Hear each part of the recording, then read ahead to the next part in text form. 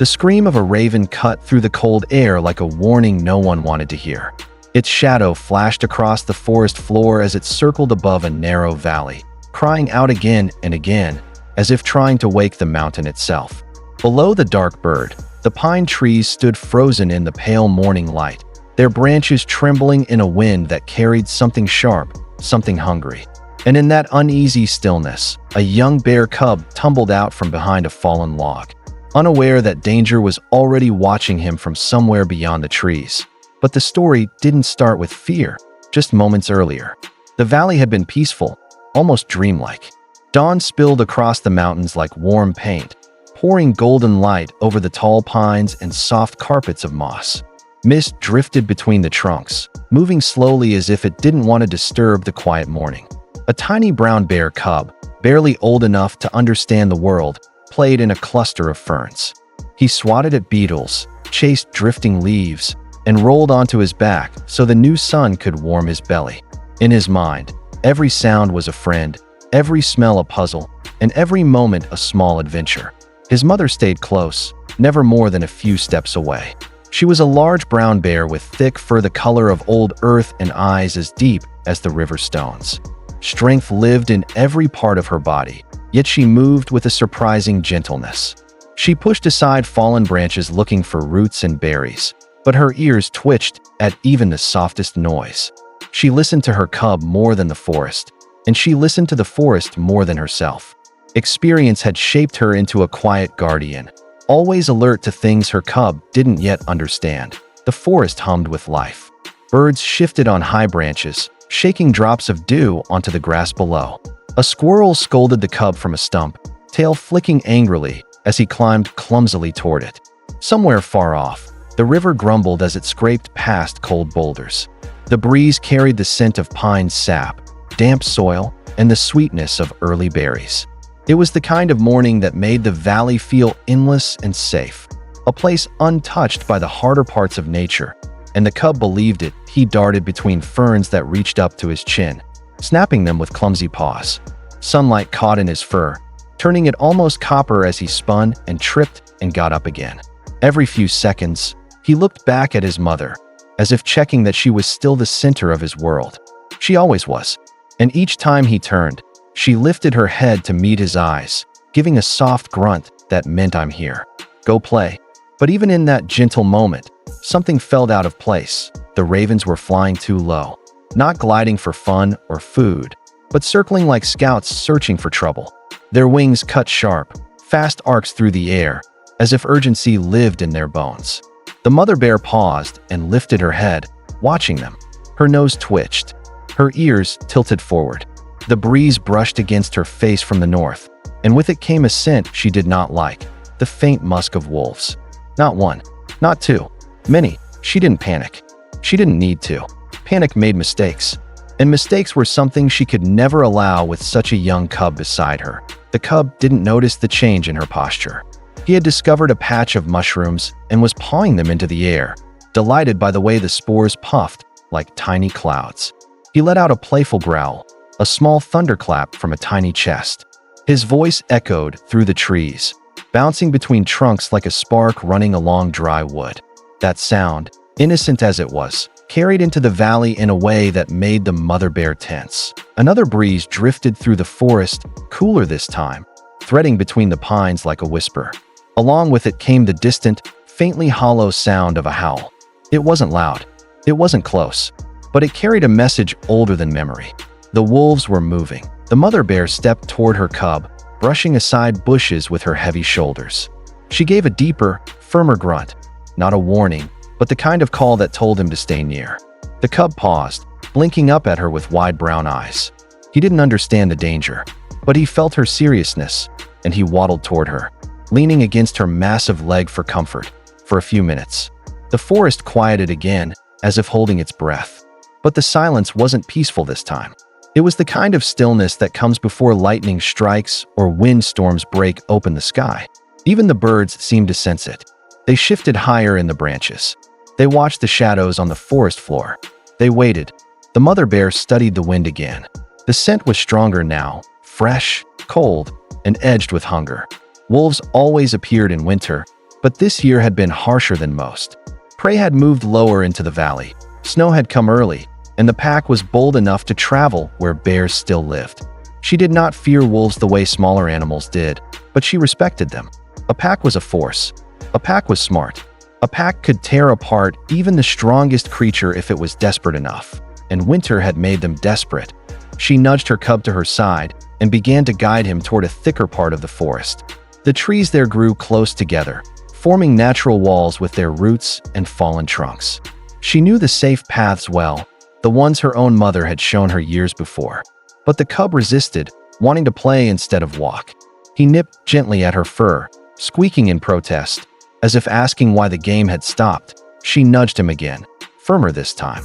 Her breath came out in a low, warm rumble. The cub finally obeyed, though confusion clouded his young face. His tiny paws thumped softly against the forest floor as he trotted beside her. Moss clung to his fur. Pine needles stuck to his belly. He glanced around, sensing that something had changed, but not knowing what it meant. A second howl drifted across the valley, closer now.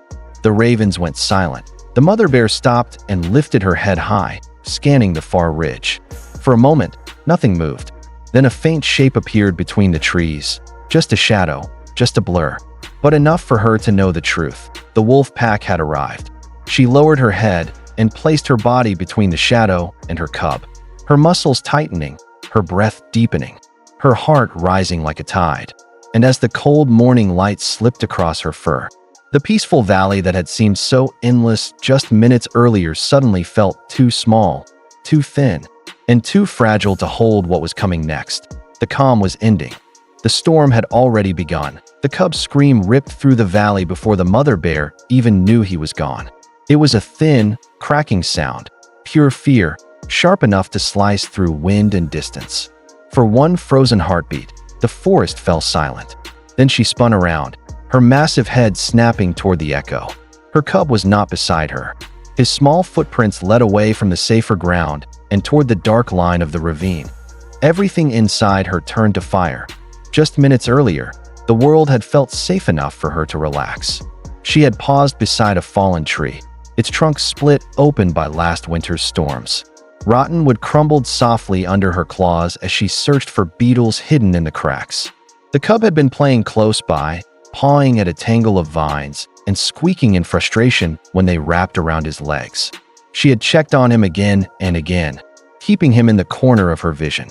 But then a squirrel had darted across the log, and the cub's curiosity had pulled him forward, step by tiny step, until the forest swallowed him whole.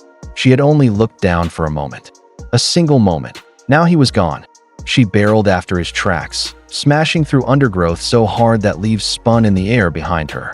Her breath came out in short, heavy bursts. Every second felt too long. Every shadow felt dangerous. As she raced forward, she could smell his panic hanging in the air. A sharp, sour scent that tightened her chest with dread. The ravine appeared suddenly, slicing the forest floor like a wound.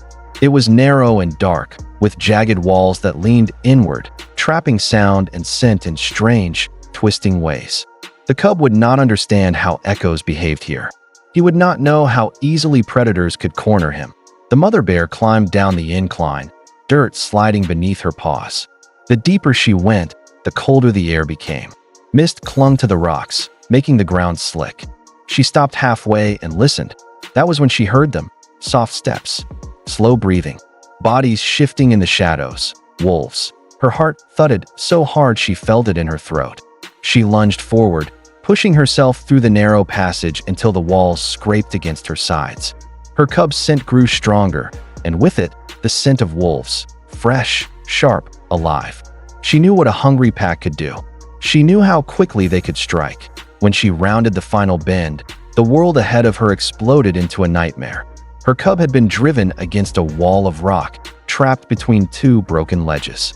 His tiny body trembled so violently that dust fell from the stone behind him. 6 wolves circled him in a tight ring. Their amber eyes glowed in the dim light, fixed on him with cold precision. Their bodies moved as one, a smooth, deadly rhythm learned through countless hunts. The cub reared up, trying to make himself taller, trying to seem brave, but his paws slipped on the stone. He squealed, A high, desperate sound that tore straight through the mother bear's heart. The wolves stepped closer. One wolf lowered its head, teeth flashing white. Another crouched low, ready to spring. They did not growl or bark. They didn't need to. This was not a chase. It was the final moment of a hunt already decided. The mother bear didn't think. She didn't plan. Instinct took over. She charged. Her roar blasted through the ravine, bouncing off the stone walls and filling the air like thunder. Pebbles shook loose and rolled down the slopes. Snow, resting lightly on high ledges, tumbled in soft clouds. The wolves spun around, startled for the first time, their perfect circle breaking apart in a scatter of dark shapes.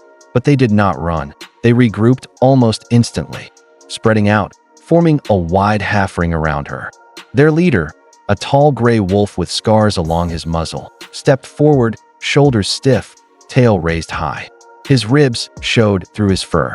Hunger drove him, but caution guided his steps. The mother bear stood between the pack and her cub. Her body formed a wall of fur and muscle. Her breath steamed in the cold air. Her paws dug into the ground, ready to strike. For a moment, the ravine held still. No one moved. Then the gray wolf lunged. He shot forward like an arrow, jaws open, eyes locked on her throat.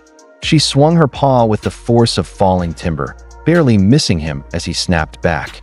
Another wolf darted in from the side, nipping at her flank before retreating just out of reach. A third wolf circled behind her, searching for a weakness. Waiting for the perfect angle, the cub watched, pressed flat against the rock, too terrified to cry anymore. The mother bear roared again, charging at the wolf nearest to her cub. Her paws crashed against the ground, sending rocks flying. The wolf dodged sideways, but her momentum forced the others to shift, breaking their formation. Snowflakes drifted down from above, catching the light and swirling in the chaos like tiny sparks. Yet even with her strength, the mother bear could not be everywhere at once. One wolf darted behind her, teeth brushing the fur near her shoulder. Another snapped at her leg, trying to force her off balance.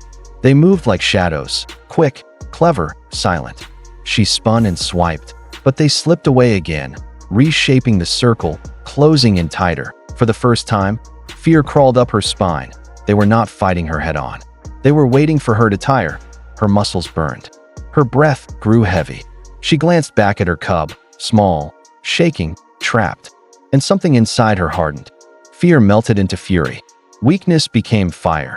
She planted her feet. The wolves lunged. She met them with a roar so deep it seemed to come from the mountains themselves. Her body surged forward, her claws carving deep marks into the earth. She swung at the nearest wolf, striking its shoulder and sending it stumbling. Another wolf leapt for her neck, but she dropped low, slamming her weight into it and pinning it against the rock. Her breath hit its fur, hot and fierce, and the wolf scrambled away, limping. For a moment, the wolves hesitated. Their eyes flicked from her to the cub and back again. Their hunger battled with their doubt. The mother bear stepped forward, towering over them, her roar cracking the cold air wide open. A roar that said, "Not this cub. Not today." The ravine shook with the sound, and for the first time, the wolves wavered. For a second, the world held no sound except the ragged breathing of the mother bear. Her chest rose and fell like a bellows pushed to its limit. Dust swirled around her paws.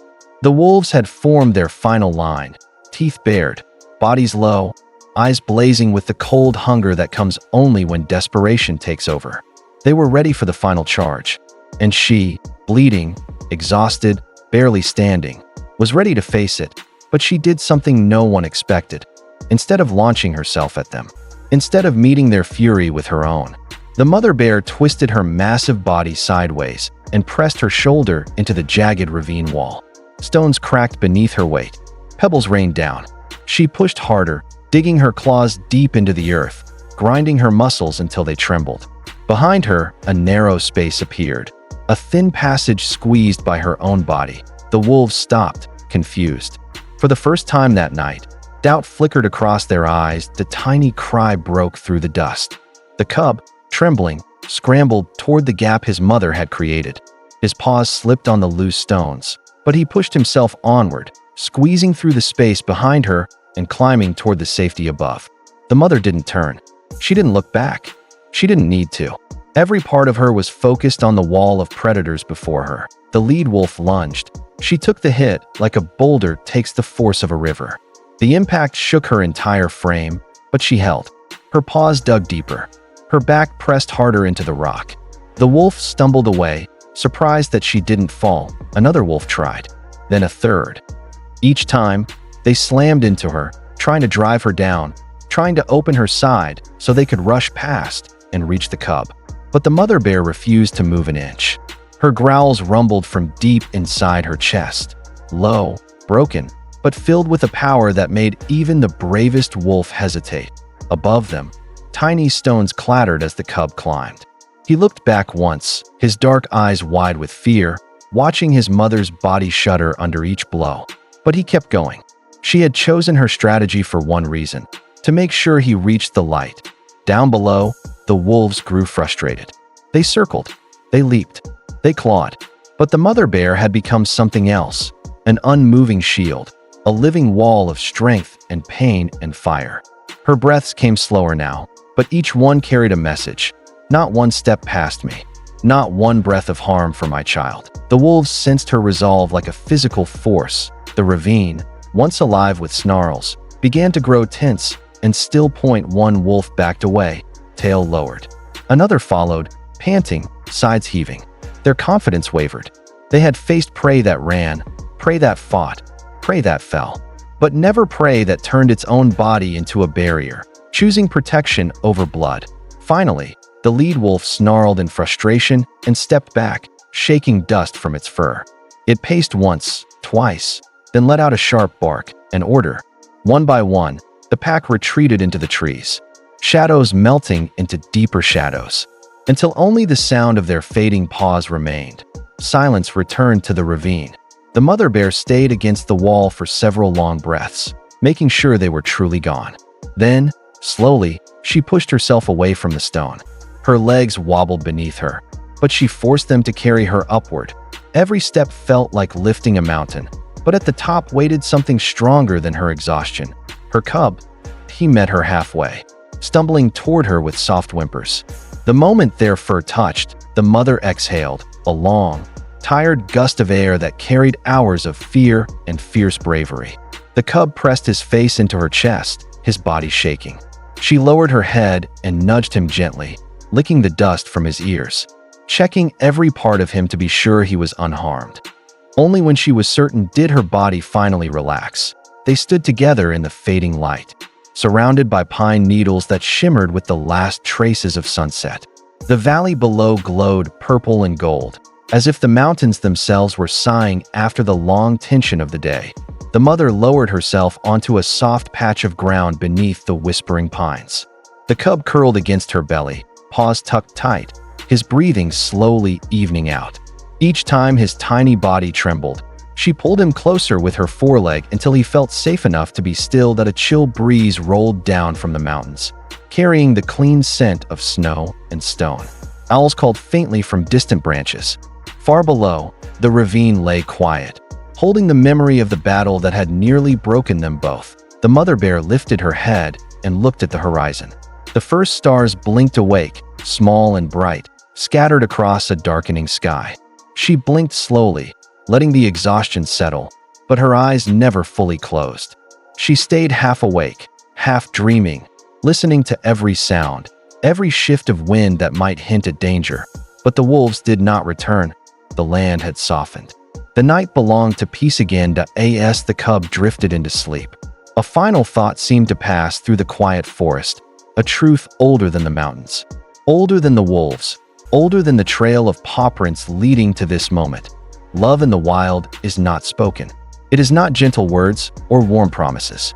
It is the choice to stand, to hold, to endure every blow so another life can rise. The mother bear rested her chin lightly over her cub's back, feeling the soft pulse of his tiny heartbeat beneath her own. Together, they breathed in the stillness, wrapped in a world that had no idea how close it had come to losing them. And as the moon climbed over the ridge, turning the pines silver, the valley whispered its final message. Survival is a quiet kind of triumph, one written not in victory cries, but in the fragile warmth of two lives leaning into each other beneath the endless sky.